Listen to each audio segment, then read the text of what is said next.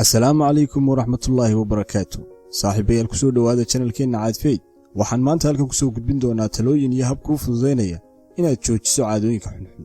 Waxa jirta in dadka badankoodu leeyihiin caadooyin xunxun oo ay jecel yihiin ama ay ku rajo weyn yihiin inay marun joojiyaan oo noloshooda ka saaraan. Haddaba waxaan maanta halkan kugu soo gudbinaynaa 6 talo oo aad gebi ahaanba kaga takhalusi karto caadooyinka xunxun ee aad leedahay.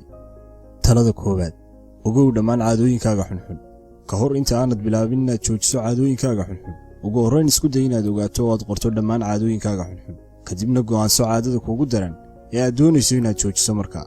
waxaynu ogsoonahay in qof kastaaba leeyahay in ka badan hal caado oo xun, sida sigaar cabista, qajilaadda saayidka, cuntada badan, ama inuu calaashado qofka cidiyihiisa.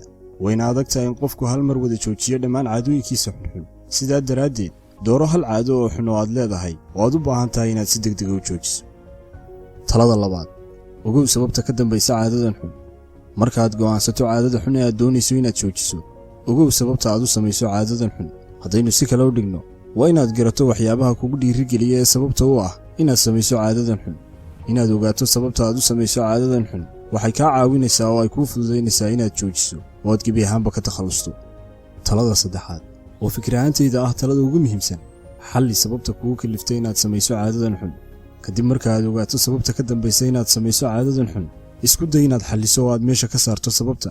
dadka badankooda waxaa ka go'an inay xalliyaan dhibaatooyinka noocan ah, balse khaladka ugu weyn ee galaan wuxuu yahay inay isku dayaan inay xalliyaan dhibka laftiisa iyagoo iska indhatiraya amaba aan garanayn sababta ka dambaysa. haddaba haddii aad doonayso inaad joojiso caado xun, waa inaad marka hore dawaysaa oo xallisaa sababta ka dambaysa ama kugu kaliftay inaad samayso. tusaale ahaan, haddii aad caado u leedahay sigaar cabista, isweydii sababaha kugu dhiirigeliya inaad cabto sigaarka. goorma ayaad cabtaa sigaarka? haddii sababta kugu dhiirigelisa sigaar cabista ay tahay qaar ka mid a saaxiibada oo aad cabto sigaarka mar walba oo aad la kulanto, waxaad u baahan tahay inaad joojiso ama aad yarayso la kulankooda si ay kuugu fududaato inaad joojiso caadadan xun. talada afraad: gara oo ogow dhibaatooyinka ay kuu keento caadadan xun.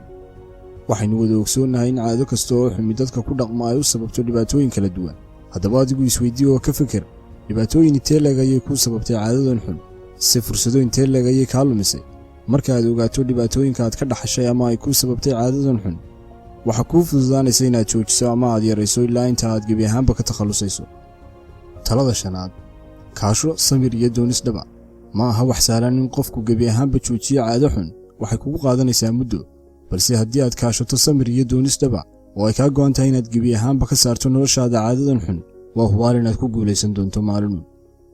talada lixaad ee ugu dambaysa: ku beddel booskii caadada xun caado wanaagsan.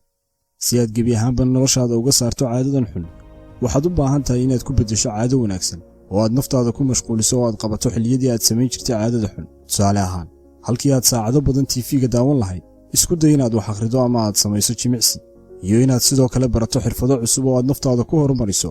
waxaad ka heli doontaa kalsooni badan, waxayna kaa caawin doontaa inaad kaga fogaato ama aad kaga takhalusto caadooyinka xunxun ee aad leedahay.